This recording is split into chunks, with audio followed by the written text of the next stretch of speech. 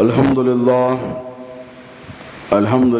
رب العالمین والصلاة والسلام علی سید الاولین والآخرین وآلہ الطیبین الطاہرین وصحبہ الاکرمین اجمعین اما بعد قال اللہ تبارک و تعالی فی القرآن المجید والفرقان الحمید فاعوذ باللہ من الشیطان الرجیم بسم اللہ الرحمن الرحیم واتخذ اللہ ابراہیم خلیلا وقال تبارک و تعالی فی مقام الآخر وعہدنا الی ابراہیم واسماعیل ان طہر بیتی للطائفین والعاکفین ورکع السجود صدق اللہ مولانا العظیم وبلغنا رسولہ الامین الکریم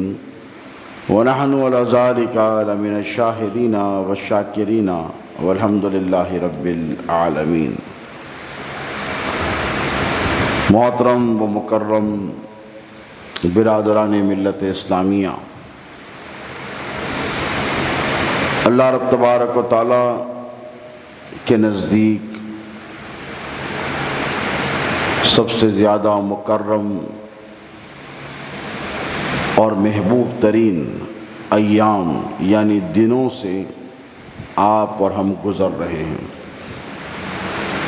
اللہ رب تبارک و تعالیٰ کے پاس ان 10 دنوں کی بہت زیادہ اہمیت ہے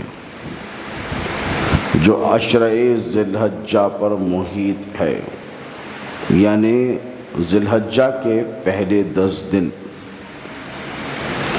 ویسے تو ہر دن کا خالق وہی ہے، ہر دن کا تعلق اسی کی ذات سے ہے، لیکن اللہ نے سال کے کم و بیش 360 اور 65 دنوں میں ان 10 دنوں کی قسم اٹھائی ہے۔ اللہ قرآن میں فرماتا ہے والفجر ولیال عشر، قسم ہے ان 10 دنوں اور 10 راتوں کی۔ تو دوستو، حق سبحانہ و تعالی جب کسی چیز کی قسم اٹھاتا ہے تو اس کا کیا معنی اور مطلب ہوتا ہے؟ اس کا کہہ دینا، اس کا فرما دینا ہی ایک صاحب ایمان کے لیے حرف اخیر ہے، یعنی لاسٹ ڈگری ہے۔ اس کے بعد اب کسی کا کوئی ارشاد نہیں ہے۔ وہ احکم الحاکمین ہے، وہ خالق ارض و سماوات ہے، اس کا کہا ہی ہمارے لیے سب کچھ ہے اور رہے گا ہماری آخری سانس تک، ماننے والوں کے لیے، بلیورز کے لیے۔ لیکن اللہ جب کسی چیز کی قسم اٹھاتا ہے تو اس کی اہمیت کو ظاہر فرمانا اس کا ارادہ ہوتا ہے۔ اللہ جب کسی چیز کی قسم اٹھاتا ہے تو اس کا مطلب اور معنی یہ نہیں ہے کہ نعوذ باللہ اس کو اپنی بات ثابت کرنے کے لیے قسم اٹھانے کی ضرورت ہے۔ یعنی ہمارے پاس ہوتا ہے نا، جب کوئی بات نہیں مانتا ہے تو قسم اٹھاتے ہیں، اللہ کی قسم، ابا کی قسم، امی کی قسم، بچوں کی قسم۔ حالانکہ یہ قسمیں سوائے اللہ کے کسی کی نہیں اٹھانی ہے، جائز نہیں ہے۔ تو کب کھاتے ہیں ہم قسم؟ جب سامنے والا نہیں مانتا۔ یہاں تو مان رہے ہیں، یہاں تو مان رہے ہیں، لیکن اللہ نے جو قسم اٹھائی ہے، علماء اور مفسرین فرماتے ہیں کہ اللہ کا قسم اٹھانا اس بات پر دلیل کرتا ہے تاکہ تم کو اندازہ ہو کہ یہ بات کتنی اہم ہے، تاکہ آپ اس کو لائٹلی نہ لیں۔ جب اللہ خاص طور پر کسی بات کی قسم اٹھا کر اس پر ایمفسائز کرتا ہے، یعنی پوائنٹ بہت امپورٹنٹ ہوتا ہے، تو بچے اسکول میں پڑھتے ہیں تو اپنی کاپیوں میں مارک کر لیتے ہیں، یا تو اسٹار ڈال لیتے ہیں یا رائٹ مارتے ہیں، ہے کہ نہیں بولیے؟ تو ٹھیک اسے بک مارک لگا دیتے ہیں، کیوں؟ یہ بہت امپورٹنٹ ہے۔ تو ٹھیک اسی طرح جہاں جہاں اللہ نے جس جس چیزوں کی قسم اٹھائی ہے، ہمیں ان چیزوں پر غور بھی کرنی ہے، فکر بھی کرنی ہے اور اس پر عمل بھی کرنا ہے، وہاں رک جانا ہے۔ وہ انتباہ ہے، وہ ایک کوشن ہے، دیکھو اس پہ غور کرو، اس پہ فکر کرو۔ تو یہ 10 دن اللہ کے نزدیک بولیے بہت زیادہ اہم ہے۔ ہر لمحہ اسی کا ہے، وَكُلَّ يَوْمٍ هُوَ فِي شَأْنٍ، ہر لمحہ اس کی ایک نئی شان ہے، اسی کا دن ہے۔ لیکن یہ 10 دن اہمیت کے حامل کیوں ہوئے؟ کیوں ہوئے آخر؟ تو یاد رکھیے کہ جن چیزوں کا تعلق اللہ کے محبوب بندوں سے ہو جاتا ہے، اللہ کے نزدیک وہ دن محبوب ہو جاتے ہیں۔ اب ان دنوں کا تعلق بالخصوص حضرت آدم علیہ السلام اور حضرت حوا سے ہے۔ وہ اللہ کے برگزیدہ پیغمبر ہیں، وہ صفی اللہ ہیں۔ تو یہ جو عرفے کا دن آنے والا ہے 9 کا، اس کا خاص تعلق حضرت آدم سے ہے، حضرت ابراہیم سے ہے، اور ہمارے اور آپ کے نبی پاک علیہ الصلاۃ والتسلیم کی ذات والا صفات سے صلی اللہ علیہ وآلہ وسلم۔ تو اللہ ان دنوں کو اپنے لیے محبوب فرماتا ہے جن دنوں کا تعلق اللہ کے محبوبوں سے ہو جاتا ہے۔ اسی لیے اللہ قرآن میں ایک اور جگہ ارشاد فرماتا ہے فَذَكِّرْهِمْ بِأَيَّامِ اللَّهِ، کہ اللہ کے دنوں کی اے حبیب ان کو یاد دلاؤ۔ اب دیکھیے کوئی چیز جب یاد کرتے ہیں تو اس کا فائدہ کیا ہے؟ بھئی وہ ہزاروں سال پہلے واقعہ ہوا تھا، حضرت ابراہیم کا، حضرت اسماعیل کا، قربانی کا، خانہ کعبہ کی تعمیر کا، آپ کو کیا حاصل ہونے والا ہے اس؟ رسول اللہ صلی اللہ علیہ وسلم سے صحابہ نے پوچھا ما هذه الاضحیہ یا رسول اللہ، یا رسول اللہ یہ اضحیہ کیا ہے، یہ قربانی کیا ہے؟ یہ جانور لاؤ، اس کو کھلاؤ، اس کو پلاؤ، اور پھر اس میں بھی کنڈیشنز کہ اندھا نہیں ہونا چاہیے، کانا نہیں ہونا چاہیے، لنگڑا نہیں ہونا چاہیے، لولا نہیں ہونا چاہیے، دبلا نہیں ہونا چاہیے، بیمار نہیں ہونا چاہیے۔ عام دنوں میں آپ کوئی بھی بکرا لائیے، چھری پھرا دیجئے، لیکن قربانی کے ایام میں آپ کوئی ایسا جانور اللہ کی راہ میں قربان نہیں کر سکتے جس میں نقص ہو، جس میں کوئی فلا ہو، فلالیس ہونا چاہیے، نقائص سے پاک ہونا چاہیے، تو آپ اسے قربان نہیں کر سکتے۔ تو یہ کنڈیشنز لگائے گئے ہیں۔ کیوں؟ اللہ بتانا چاہ رہا ہے کہ دیکھو یہ عام قربانی نہیں ہے۔ عام دنوں میں آپ کس کے نام پہ قربان کرتے ہیں؟ ابا کے، اماں کے؟ نہیں نا، حرام ہو جاتا۔ اللہ کے علاوہ کسی اور کے نام پر اگر جانور قربان کیا جائے تو وہ حلال رہتا ہے؟ نہیں رہتا، حرام ہو جاتا ہے۔ ما سوا اللہ کے کسی کا نام ذبیحے کے وقت نہیں لیا جا سکتا ہے، ذبیحے کے وقت خالصتاً۔ تو باقی کے 363 یا 4 دن تو آپ اللہ ہی کے نام پر بسم اللہ اللہ اکبر بول کر ہی کاٹ رہے ہیں، تو ان دنوں میں یہ پابندی کیوں نہیں ہے؟ ذرا سوچیے، کیوں نہیں ہے کہ اندھا بھی چلے گا، لنگڑا بھی چلے گا، لولا بھی چلے گا؟ اور جو بکرے پالتے ہیں ان سے پوچھئے، ذرا بکرا ویک دکھا کی چھری لے کے آتا ہوں، میں نے بتایا اب ٹائم ہو گیا اس کا، ابھی نہیں اٹھتا، اس کو کاٹ دینا، نہیں تو مردار ہو جاتا، کاٹ دینا چاہیے۔ لیکن قربانی کے ایام میں احکام بدل گئے، اب نہ لنگڑا چلے گا، نہ لولا جانور چلے گا، نہ اندھا چلے گا، یہاں تک کہ بیمار بھی نہیں چلے گا۔ اور دبلا، حضور صلی اللہ علیہ وسلم نے فرمایا ایسا جانور مت استعمال کرو جس کی ہڈیوں میں گدا نہیں ہوتا، یعنی دبلا پتلا لا کر ذبح کر رہے ہیں، نہیں ہوگا، خربا جانور ہونا چاہیے، صحت مند جانور ہونا چاہیے۔ کیوں؟ کیونکہ یہ خاص موقع پر کیا جانے والا عمل ہے اور اس کا اجر بھی بہت زیادہ ہے۔ تو اب اس قربانی کا تعلق کس سے ہے؟ اس قربانی کا تعلق حضرت ابراہیم سے۔ صحابہ نے عرض کیا یا رسول اللہ ما هذه الاضحیہ یا رسول اللہ، تو حضور نے فرمایا قال سنت ابیکم ابراہیم، یہ تمہارے باپ ابراہیم کی سنت ہے۔ تو ذرا سوچئے کہ اللہ کے رسول صلی اللہ علیہ وسلم کو حضرت ابراہیم سے کتنا گہرا تعلق ہے۔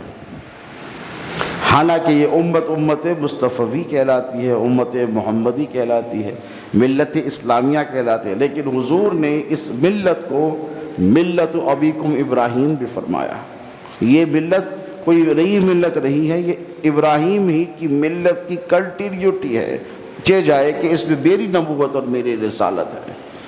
تو حضرت ابراہیم علیہ السلام یوں تو تمام پیغمبر برگزیدہ ہیں اللہ کے، لیکن ان میں بہت زیادہ ممتاز اور نمایاں مقام حضرت ابراہیم علیہ السلام کا ہے۔ اللہ کے رسول صلی اللہ علیہ وسلم نے ارشاد فرمایا انا دعوت ابیکم ابراہیم، میں میرے باپ ابراہیم کی دعا کا ثمرہ ہوں۔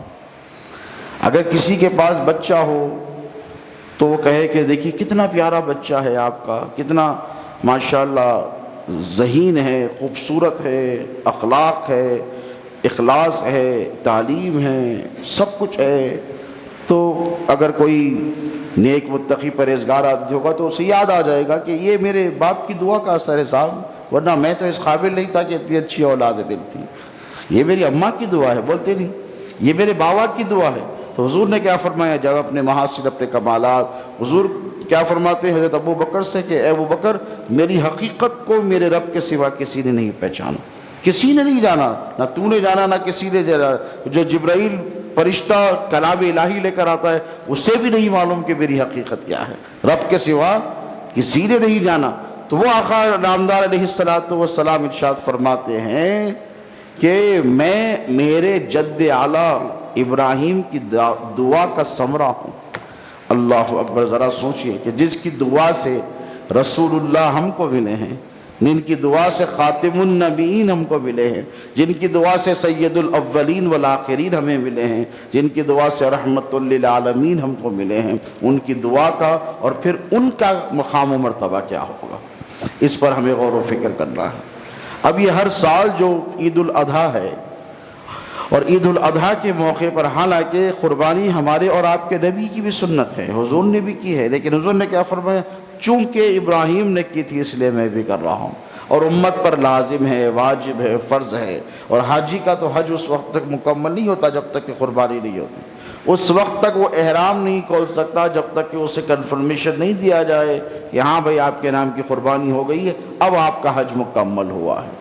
تو قربانی کتنی اہم ہے ذرا سوچئے ان کے لیے جن کے پاس استطاعت ہے، اور ان کو بھی رسول اللہ نے محروم نہیں رکھا ہے جو قربانی نہیں دے سکتے، استطاعت نہیں ہے۔ تو حدیث شریف میں ہے اگر کوئی پہلی ذی الحجہ سے اپنے بال اور اپنے ناخن کتروانا اور ترشوانا چھوڑ دے، اور 10 ذی الحجہ کو عید کے بعد نماز ہو جانے کے بعد لوگوں کی قربانیاں ہو جائیں، تیرے پاس اگر قربانی کا مال نہیں ہے، اس کے بعد تو احتراماً اپنے بال کاٹتا ہے 10 دنوں کے بعد، تو تجھے بھی وہی اجر دیا جائے گا جو قربانی کرنے والے کو دیا جائے گا۔ اللہ محروم نہیں رکھ رہا ہے آپ کو، چھوٹی چھوٹی چیزیں ہیں جن پر اگر ہم آپ عمل کر لیں تو بہت زیادہ اجر اور ثواب کے مستحق ہو جاتے ہیں۔ اب حضرت ابراہیم علیہ السلام اللہ رب تبارک و تعالیٰ کے خلیل ہیں، وَاتَّخَذَ اللَّهُ إِبْرَاهِيمَ خَلِيلًا، کہ اللہ فرماتا ہے کہ ہم نے چن لیا ہے، I have chosen Ibrahim to be my friend، میں نے اسے اپنا خلیل بنایا ہے، اپنا دوست بنایا ہے۔ اگر کوئی بڑا آدمی کہہ دے کہ یہ میرا دوست ہے تو زمین پر پیر نہیں ٹکتے، اور حضرت ابراہیم کے حکم الحاکمین پروردگار فرما رہا ہے کہ ابراہیم میرا دوست ہے، میرا خلیل ہے، اور جو دوست ہوتا ہے دوستوں سے آزمایا جاتا ہے۔ حضرت ابراہیم علیہ السلام کی داستان، حضرت ابراہیم علیہ السلام کے واقعات، حضرت ابراہیم علیہ السلام کے قصص، حضرت ابراہیم علیہ السلام کا ایثار، ان کی قربانیاں، اور بالخصوص اللہ رب تبارک و تعالی سے جو ان کا تعلق اور عشق تھا وہ مثالی تھا، وہ بہت مثالی تھا۔ حضرت ابراہیم علیہ السلام نے جب آنکھیں کھولی تو ہر طرف کفر کا ماحول تھا۔ یہ غلط ہے کہ کہا جائے کہ نعوذ باللہ ان کے والد کافر تھے، نہیں، ان کے والد کا نام طارق تھا اور ان کے چچا کا نام آزر تھا، آزر، جو بت پرست تھا اور بت فروش بھی تھا، بت گر بھی تھا، بت بناتا بھی تھا، بت پوجتا بھی تھا اور بتوں کو بیچتا بھی تھا۔ تو حضرت ابراہیم علیہ السلام کے بچپن کے ایام ہیں، اگر چاہتے تو خاموش ہو جاتے، اور بڑا انفلوئنشل آدمی تھا آزر، قرآن میں اس کا ذکر ہے۔ تو حضرت ابراہیم علیہ السلام کو بچپن ہی سے اللہ سے اتنی محبت ہے کہ وہ ماں سوا اللہ کے کسی کو ایکسپٹ کرنے کے لیے تیار ہی نہیں، قبول کرنے کے لیے، کمپرومائز کرنے کے لیے تیار ہی نہیں ہے۔ آزر نے دیکھا کہ یہ بتوں کو پوجتا نہیں ہے، بتوں کو اہمیت نہیں دیتا، بت کو ہاتھ تک نہیں لگاتا، تو ایک مرتبہ پریشر کیا ابراہیم علیہ السلام کو، کر اب چلو تم میرے ساتھ بت بیچنے کے لیے۔ تو بہت مجبور کیا، تو حضرت ابراہیم نے کہا چلو چلتے ہیں۔ تو اس نے ایک چھوٹا سا بت حضرت ابراہیم کو دے دیا، بچے ہیں، بچپن کے ایام ہیں، بت دے دیا ہاتھ میں، حضرت ابراہیم نے لے لیا۔ وہاں پر ایک گندی نالی کا موری بہہ رہی تھی، تو حضرت ابراہیم وہاں پر رک گئے علیہ السلام، اور اس بت کو اس کے اندر ڈبا دیا، نکالا ڈبایا، نکالا ڈبایا، اس کے بعد کہا کہ یہ بت ہے، نہ یہ فائدہ دے سکتا ہے نہ نقصان دے سکتا، یہ خود کو نہیں بچا سکتا، یہ گندگی میں لطف ہے، اگر کسی کو خریدنا ہے تو خرید لے۔ تو آزر نے کہا کہ ابراہیم کیا کر رہا ہے، تو بت بیچ رہا ہے کہ میرا کاروبار خراب کر رہا ہے؟ تو کہا کہ یہ نہ فائدہ پہنچ سکتا ہے نہ نقصان پہنچا۔ اس کے بعد یہ عشق الہی کی شمع نے جب اور زور پکڑا، عشق اور جوان ہوتا ہے نا تو پھر سر چڑھ کر بولتا ہے عشق۔ حضرت ابراہیم نے جب جوانی پہ دہلیز پہ قدم رکھی تو بتوں کی پرستش سے وہ بیزار ہو گئے، اس لیے کہ اقبال نے کہا تھا کہ یہ دور اپنے براہیم کی تلاش میں ہے، یہ دور اپنے براہیم کی تلاش میں ہے، صنم کدا ہے جہاں لا الہ الا اللہ۔ اقبال کہتے ہیں کہ یہ دور جو ہے نا، یہ اپنا جو زمانہ اب جو چل رہا ہے نا، حضرت اپنے ابراہیم کی تلاش میں، کیوں کہ جہاں صنم کدا ہے، جہاں بت کدا ہے، جہاں کفر ہے، وہیں پر جا کر تمہیں لا الہ الا اللہ بولنا ہے۔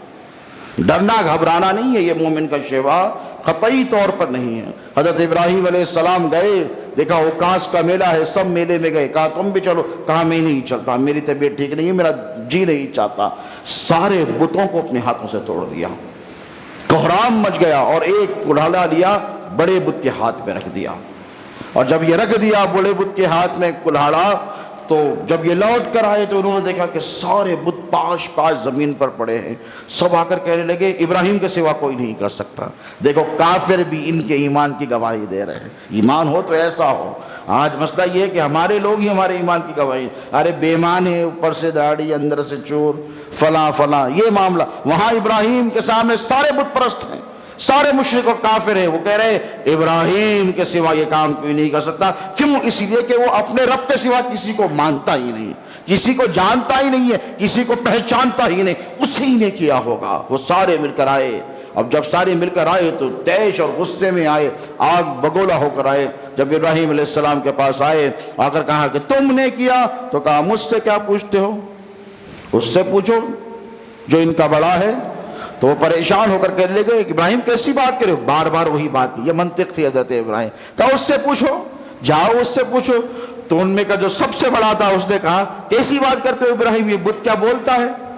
تو کہا جو بولتا نہیں، جو سنتا نہیں، جو دیکھتا نہیں، تو اس کی پرستش کاہے کو کرتا ہے؟ کہا اس کی سن جو سمیع ہے، جو بصیر ہے، جو حی ہے، جو زندگی دینے والا ہے۔ تو وہیں سے ایسی نفی کی کہ جواب نہیں بنا، جواب نہیں بنا، پریشان ہو گئے، نمرود کے دربار میں پیش کر دیا گیا۔ حضرت ابراہیم کو لے کر نمرود کے دربار میں پیش کیا گیا، اور نمرود نے کہا ابراہیم کیا کیا تو نے، ہمارے بتوں کو توڑ دیا؟ تو کہا ہاں میں نے توڑ دیا، اب بول کیا کرے گا، کیا کرے گا؟ تو کہا تجھے کوئی خوف نہیں؟ کہا نہیں، اللہ کے سوا کسی سے نہیں ڈرتا۔ تو کہا موت کا ڈر نہیں؟ تو کہا ہرگز نہیں، ہرگز نہیں۔ تو کہا ابراہیم کی موت کو عبرت کا نشان بنایا جائے، تاکہ پھر کوئی ہمارے بتوں کے ساتھ ایسا کوئی عمل نہ کرے، ان کی کوئی گستاخی نہ کرے۔ کیا کیا گیا ہے پتہ ہے آپ کو؟ حدیث شریفہ میں ہے 3 مہینے لکڑی جمع کی گئی۔ کتنے؟ 3 مہینے، 45 فیٹ تک، 50 فیٹ تک اس کی ہائٹ، اس گنبد سے بھی اونچی، اور لکڑی کو 3 مہینے تک جمع کیا گیا، اب جلایا گیا۔ کیوں؟ ابراہیم کے ایمان کا امتحان ہے کہ کہیں ایسا نہ ہو کہ ابراہیم لکڑی دیکھ رہے۔ کہا یہ آتے جاتے لوگ پوچھتے یہ لکڑی کاہے کے لیے، اتنی لکڑی کیوں جمع کی؟ کہا ابراہیم کو جلانے کے لیے۔ کیا جرم ہے؟ کہا وہ بتوں کو نہیں مانتا۔ کیا جرم ہے کہ وہ اللہ کی پرستش کرتا ہے؟ کیا جرم کہ وہ وحدہ لا شریک کرتا ہے؟ کیا جرم ہے وہ لا الہ الا اللہ کہتا ہے؟ کیا جرم ہے وہ اللہ کے سوا کسی کی بات نہیں مانتا؟ کیا جرم ہے وہ لوگوں کو اللہ کے در تک لے کر آتا ہے، وہ ان کو موحد بنانا چاہتا ہے، وہ اللہ کا پیغام دیتا ہے، اللہ کی محبت، اللہ کی توحید اور اللہ کی وحدانیت سکھانا چاہتا ہے؟ کہا یہی جرم ہے۔ ہاں یہی جرم ہے، اس کے علاوہ کوئی جرم نہیں ہے۔ وہ بتوں کو نہیں مانتا، وہ اللہ کے سوا کسی کو ماننے کو تیار نہیں ہے۔ 3 مہینے انہوں نے سمجھا کہ حضرت ابراہیم کے پائے استقامت پہ جنبش آئے گی، اور وہ ڈر جائیں گے، اور ڈر کر کہیں گے نہیں نمرود مجھے معاف کر دے، اپنا کام جو کرنا کرنا۔ 3 مہینے گزر گئے، یہ بھی انتظار کرتا رہا آگ جلانے کے لیے، اور ابراہیم بھی انتظار کرتے رہے آگ میں کودنے کے لیے۔ ابراہیم کہاں ڈرنے والے تھے؟ 3 مہینے ہو گئی، آگ جلا دی گئی وقت مقررہ پر۔ آگ کے شعلے ایسے کہ اگر اوپر سے پرندہ جاتا تو زمین پر گر جاتا، آگ میں گر کے اس کی تپش سے، اس کے فلیم سے گر جاتا اور ختم ہو جاتا۔ اب مسئلہ یہ ہو گیا کہ ابراہیم کو اندر کیسے پھینکا جائے؟ اندر جانے کے لیے بھی تو آگ کے قریب جانا پڑے گا. تو شیطان یہاں پر کارگر ہوا اور اس نے مشورہ دیا کہ منجنیق بنائی جائے، جسے ہم گلیل کہتے ہیں. ایک گلیل تیار کی گئی. اب یہ جو منظر آسمان میں فرشتوں نے دیکھا، حوروں نے دیکھا، تو حوریں رونے لگی. کہا پروردگار یہ کیسا امتحان تو اپنے دوست کے ساتھ دے رہا ہے جسے تو نے اپنا خلیل کہا ہے. واتخذ اللہ ابراہیم خلیلا، جس کو تو نے اپنے لیے پسند فرمایا ہے، آج اس کو آگ میں جلوا رہا ہے، آگ میں جلوا رہا ہے. تو اللہ نے کہا کہ ابراہیم میری محبت میں قربان ہونے کے لیے تیار ہے. دنیا میں مثال بھی تو قائم ہونی چاہیے نا، کہ کوئی ہو ایسا جو اللہ سے ایسی محبت کرے کہ ہر چیز اس کے لیے قربان کر دے. بچپن میں اپنا شہر چھوڑ دیا، بابل چھوڑ کر نکل گئے، وہاں سے نکلے فلسطین، مصر کو چلے گئے، وہاں سے نکلے فلسطین کو چلے گئے، وہاں سے نکلے کعبۃ اللہ کی تعمیر کے لیے آگے. تو حضرت ابراہیم کی ساری زندگی جد و جہد میں گزر رہی ہے، کوئی آرام میں نہیں گزر رہی ہے، سکون اور اطمینان میں نہیں گزر رہے. ابو الانبیاء ہے وہ، تمام انبیاء کے بعد ہیں، لیکن مسئلہ کیا ہے؟ قربانیوں میں گزر رہی ہیں. اب جب آگ تیار کی گئی، منجنیق میں ڈالا گیا، تو حوریں رو رہی ہیں. ملک عرض کر رہے ہیں پروردگار کچھ تو کر. تو کہا نہیں، میرا ابراہیم راضی ہے. تو اللہ نے کہا کہ اگر تم کو کوئی کام کرنا ہو اس کی خدمت تو جاؤ، تمہاری مرضی، میں نہیں کہتا. تو حدیث شریف میں آتا ہے کہ ہوا کا فرشتہ آیا اور آ کر کہا کہ اے ابراہیم میں ہوا کا ملک ہوں، فرشتہ ہوں، آپ کہیں تو ہوا کو روک دوں تاکہ آگ کا جلنا بند ہو جائے. تو کہا کیا تو اللہ کی طرف سے آیا ہے؟ تو کہا نہیں، میں نے اللہ سے عرض کیا میں اپنی طرف سے آیا ہوں، میں اپنی طرف سے. تو کہا نہیں، جا، مجھے تیری قطعی طور پر کوئی حاجت نہیں. اب جب عین وقت تھا کہ ابراہیم کو کھینچ کر آگ کے اندر پھینکا جا رہا ہے تو جبرائیل علیہ السلام آ گئے. ان سے بھی دیکھا نہیں گیا، روح الامین ہے، اللہ کا دوست جل رہا ہے. اور آ کر کہا کہ اے ابراہیم حل لک حاجت یا ابراہیم، اے ابراہیم کوئی حاجت ہے تو مجھے بتا دے. میں روح الامین ہوں، میں سید الملائکہ ہوں، اللہ نے مجھے اتنی طاقت اور قوت دی ہے، میں اگر چاہوں تو اس آگ کو روک سکتا ہوں، منجنیق کو یہی روک سکتا ہوں، تو اس کو بچا سکتا ہوں. تو حضرت ابراہیم نے پوچھا کہ جبرائیل اللہ کی طرف سے آیا ہے خود اپنی طرف سے آیا ہے؟ حضرت ابراہیم کے ہاتھ باندھ دیے گئے، پیر باندھ دیے گئے. تو کہا کہ حل لک حاجت یا ابراہیم. تو ابراہیم نے فرمایا غور سے سنو مسلمانوں، جب کوئی مشکل ہو، پریشانی ہو، آفت ہو، دشواری ہو، اور جب اتنی بڑی مشکل، اس سے بڑی کیا مشکل ہوگی؟ 50 فیٹ کے اوپر آگ لگ گئی ہے، 3 مہینے لکڑیاں جمع کی گئی ہیں، ابراہیم خلیل اللہ کو آگ میں پھینکا، اس سے بڑی کوئی مصیبت آئی ہوگی؟ فرشتہ آ گیا ہے، روح الامین آ کر کہا حل لک یا حاجت یا ابراہیم. تو ابراہیم نے کہا اے فرشتے مجھے تجھ سے کوئی حاجت نہیں، مجھے میرے رب سے حاجت ہے. وہ میرے حال سے باخبر ہے کہ نہیں؟ اسے پتا ہے نا، اس کا خلیل، اس کا دوست جکڑ دیا گیا ہے، اسے رسیوں سے باندھ دیا گیا ہے، ہاتھ بھی باندھے گئے ہیں، پیر بھی باندھے گئے ہیں، اور اسے آگ میں پھینکا جا رہا ہے. اگر میرا رب اس سے راضی ہے تو ابراہیم ایک نہیں 1000 جانیں ہو تو اس پر قربان کرنے کے لیے تیار ہے. اللہ یہ منظر دیکھ رہا ہے، فرشتے ہش ہش کر رہے، ہش ہش کہہ رہے کہ فرشتوں کو اللہ بتا رہا ہے کہ دیکھو تم لوگوں نے کہا تھا نا کہ آدم کو کیوں پیدا کر رہا ہوں، یہ عشق کا جو جذبہ میں نے آدم اور اس کی اولاد میں ابراہیم کو دیا ہے، یہ جذبہ تم کہاں سے لے کر آؤ گے؟ یہ قربان ہو جانے والا جذبہ. اور جب آگ میں پھینکا گیا، قل یا نار کونی بردا وسلام علی ابراہیم، اللہ نے ارشاد فرمایا کہ اے آگ ٹھنڈی ہو جا. اور کتنی محبت کرتا ہے اپنے دوست سے. یہ نہیں کہا کہ ٹھنڈی ہو جاؤ، اگر آگ ٹھنڈی ہو جاتی تو برف بن جاتی، اور برف بن جاتی تو وہ بھی آدمی کے لیے، انسان کے لیے خطرناک ہے، وہ بھی جان لیوا ہوتی ہے، جان لے جانے کا سبب بن سکتی ہے. تو اللہ کہ محبت کرتا ہے ابراہیم سے کہ لفظ پر غور کرو مسلمانوں، غور کرنا چاہیے آپ کو. قل یا نار کونی بردن، اے آگ ابراہیم پر ٹھنڈی ہو جا، وسلام علی ابراہیم، سلامتی والی بن جا، ایسی مت بن جا کہ اس کو کوئی تکلیف ہو جائے. پھر وہ نار نمرود ابراہیم علیہ السلام کے لیے گلزار بن گیا.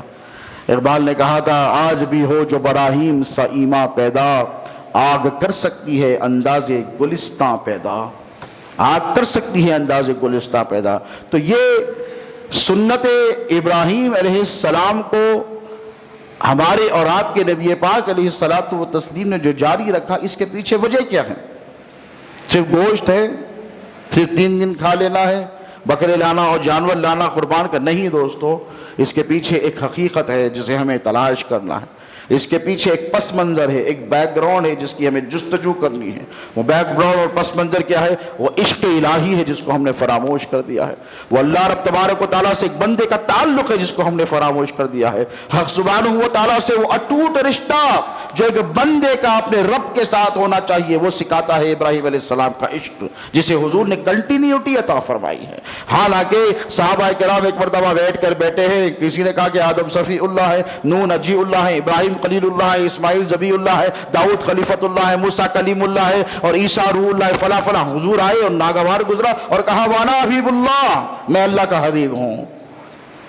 کیا مطلب ہے کہ میں ہوں؟ اب اس کے بعد فرمایا اگر موسیٰ بھی ہوتے آج اس دور میں تو ان کو میری اتباع کرنے کے سوا کوئی چارہ نہیں تھا، ان کو میرا امتی بننا ہی پڑتا تھا۔ یہ اپنا مقام حضور نے بتایا، لیکن خدا کی عزت کے قسم قربان جائیے تمام پیغمبروں سے حضور نے محبت فرمائی ہے۔ حدیث شریف مسلم کی ایک صحابی رسول آئے اور عشق کی انتہا میں انہوں نے عرض کیا کہ یا رسول اللہ انت خیر البریہ، آپ تمام مخلوق میں سب سے بہترین اور نیک و متقی پرہیزگار ہیں۔ تو حضور نے فرمایا ہوا ابراہیم، وہ ابراہیم ہے، ہوا ابراہیم۔ حالانکہ سب کو پتا ہے کہ سب کا زہد و تقوی ایک طرف، میرے مصطفیٰ کا زہد و تقوی ایک طرف، یوسف کا حسن ایک طرف، میرے نبی کا حسن ایک طرف۔ سارے حسن دنیا کے جن کے سامنے مان پڑ جائے اسے محمد رسول اللہ کہتے ہیں۔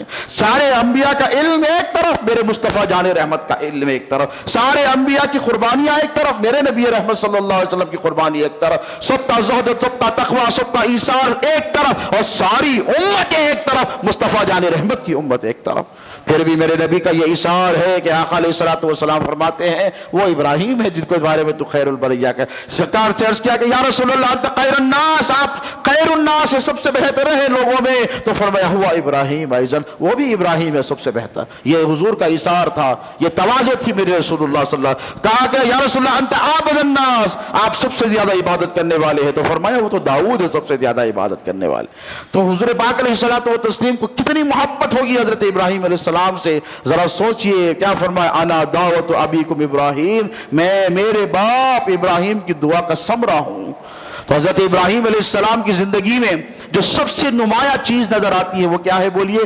ایثار، قربانی اور عشق الہی، اللہ سے محبت، اللہ کے لیے قربان ہو جانے کا جذبہ جو حضرت ابراہیم علیہ السلام کی زندگی، اسی کو ہمیں اختیار کرنا ہے۔ امتحان پر امتحان، امتحان پر امتحان، لیکن پائے اقدس میں ذری سی جنبش نہیں آتی۔ سارا بچپن امتحان میں گزر گیا، آگ میں پھینک دیے گئے، اس کے بعد 80 برس کی عمر ہو گئی۔ دعا کیا کہ ایک بچے کو دیکھا فلسطین کی زمین پر، چھوٹا معصوم بچہ ہے، رو رہا ہے، دل میں خواہش پیدا ہوئی کہ اللہ مجھے بھی تو اولاد عطا فرما دیتا۔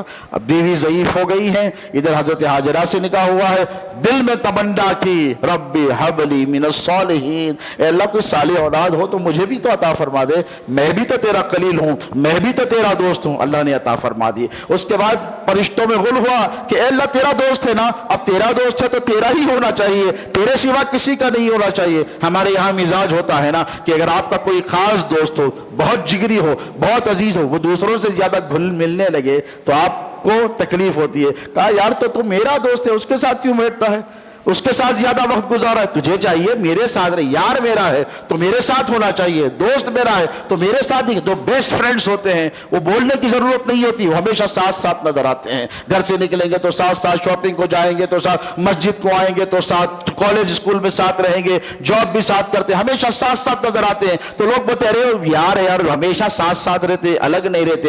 تو فرشتوں نے کہا کہ اے اللہ آج ابراہیم کے دل میں پتہ نہیں کیا گھر کر گیا ہے، ایسا تو نہیں کہ کبر سنی میں، ضعیف العمری میں بیٹا ملا ہے تو آج وہ بیٹے کی طرف راغب ہو گیا ہے۔ تو اللہ قربان جاؤ اس ارشاد باری تعالیٰ پر۔ اللہ نے کہا اے فرشتوں ابراہیم میرا تھا، میرا ہے، میرا ہی ہے، میرے سوا کسی کا نہیں ہے۔ تو کہا پروردگار وہ اسماعیل سے بہت محبت کرتا ہے۔ تو کہا امتحان لینا چاہتے ہو؟ تو کہا ہاں پروردگار ہم دیکھنا چاہتے ہیں یہ منظر کہ ابراہیم ہر قدم پر، ہر امتحان پر کامیاب ہوتا آیا ہے، ایک بار پھر سے آزما لیا جائے۔ تو اللہ نے ابراہیم علیہ السلام کو خواب میں حکم دیا، کیونکہ انبیاء کا، رسولوں کا جو خواب ہوتا ہے وہ وحی کی شکل رکھتا ہے۔ حضرت ابراہیم نے خواب دیکھا کہ اپنے بیٹے کو لٹا کر قربان کر رہے ہیں۔ بیٹے سے آ کر کہا کہ اے اسماعیل میں نے خواب دیکھا ہے، 12-13 سال کی عمر ہے حضرت اسماعیل کی۔ کہا بیٹا میں نے خواب دیکھا ہے، میں نے خواب میں دیکھا ہے کہ میں تجھے اللہ کے نام پر ذبح کر رہا ہوں، کیا کروں؟ کہا یا ابت افعل ما تؤمر، اے میرے بابا جو کہا گیا ہے کر دیجئے نا، قربان جائیں۔ قربان جائیں. یہ کیا آداب تھے یاد رکھیے. یہ فیضان نظر تھا یا کہ مکتب کی کرامت تھی؟ سکھائے کس نے اسماعیل کو آداب فرزندی؟ حضرت اسماعیل نے کہا بابا آپ کریے، ستجدونی انشاءاللہ من الصابرین، آپ دیکھیں گے آپ کا بیٹا بہت صابر رہے گا، میں قربان ہونے کے لیے. خدا کی عزت کی قسم کائنات نے کبھی پیش نہ کیا ہے، نہ صبح قیامت تک کر سکتی ہے. حضرت اسماعیل چلے، شیطان سے رہا نہیں گیا. کوئی اچھا کام ہو اللہ کی راہ میں جب قربانی کے لیے آپ نکلیں گے نا تو سب سے پہلے شیطان مداخلت کرے گا. یاد رکھیے مسجد کے لیے نکلیں گے سب سے پہلے وہی روکے گا آپ کو مسجد جانے نہیں دے گا. اس کا کام کیا ہے؟ وہ کام جو اللہ کو خوش کر دے اس سے آپ کو روکنا ہے. حضرت ابراہیم کے پاس آیا، حضرت اسماعیل کے پاس آیا، ریڑے اٹکانے کی کوشش کی، رکاوٹ ڈالنے کی کوشش کی، نہیں کی. لیکن اگر دیکھیے آج کی کوئی عورت ہوتی تو وہ والہانہ پاگل ہو کر گھر کے باہر نکل جاتی. اس نے کہا نہ باپ سنتا ہے نہ بیٹا سنتا ہے، یہ تو قربان ہونے کے لیے نکل گئے، کیوں نہ ان کی ماں کو روکا جائے، ان کی بیوی کے پاس جایا جائے. وہ حضرت ہاجرہ کے پاس گیا اور جا کر کہا کہ اے ہاجرہ تو یہاں بیٹی ہے، تجھے خبر بھی ہے کہ تیرا شوہر کیا کر رہا ہے؟ ابراہیم تیرے بیٹے کو لے کر گیا ہے ذبح کرنے کے لیے، گلا کاٹنے کے لیے. تو حضرت ہاجرہ نے کہا ایک باپ بھی کیا کوئی اپنے بیٹے کا گلا کاٹتا ہے؟ اور وہ بھی 80-85 سال میں جسے اولاد ملی ہو، 100 سال کے قریب جس کی عمر ہو گئی ہے، وہ ایسے نہیں کر سکتا. تو وہ جھنجھلا گیا اور جھنجھلا کر کہنے لگا جھنجھلاہٹ کا شکار ہو کر کہ اے ہاجرہ وہ اپنی مرضی سے نہیں کر رہا ہے، وہ اپنے رب کے حکم پر کر رہا ہے. کیا کہا؟ اپنی مرضی سے نہیں، اپنے رب کے حکم پر کر رہا ہے. تو کیا کہا؟ رب کے حکم پر کر رہا ہے. تو حضرت ہاجرہ نے فرمایا ایک اسماعیل ہے، اگر 1000 بھی ہوتے تو وہ اپنے رب کے نام پر قربان کر دیتی. گئے، لٹھایا، وَنَادَيْنَاهُ يَا إِبْرَاهِيمُ قَدْ صَدَقْتَ الرُّؤْيَا.